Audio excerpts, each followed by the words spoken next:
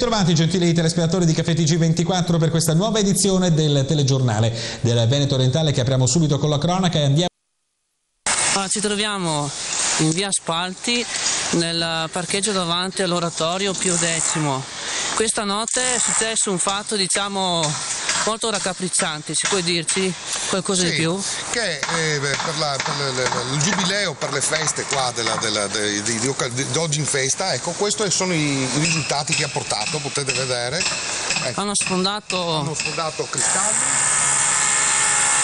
divelto tergicristalli, ecco, di tutte le macchine che sono qua.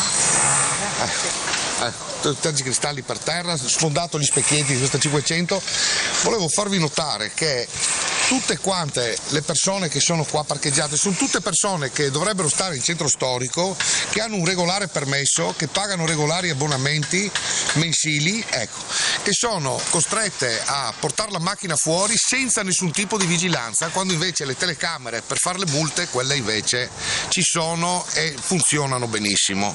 Ecco, questa è una cosa che io gradirei. Tu sei un residente del centro storico? Io sono un residente del centro storico, abito in via Mazzini, questo è il mio permesso per poter stare in centro storico, sono stato allontanato come tutti i residenti del centro storico, potete vedere qua, ecco, questi sono i danni che la festa della terra dei Dogi ha portato. Ecco. Tu pensi che sia qualcuno che ha alzato un po' troppo il gomito? Assolutamente sì, perché stanotte fino alle 4 della mattina c'era gente che rompeva bicchieri, che urlava e ovviamente non c'era una pattuglia di carabinieri, di polizia, di guardia di finanza e di vigili urbani in tutta Portogruaro, non c'era assolutamente. Ecco.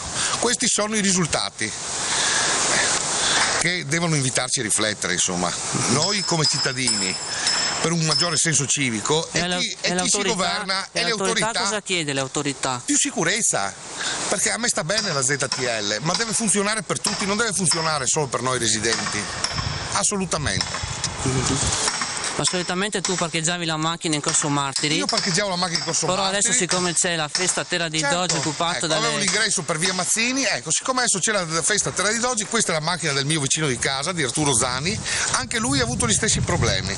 E allora non si può, per il godimento di qualcuno, che ci rimetta sempre il pantalone, perché il pantalone è un po' stanco di pagare.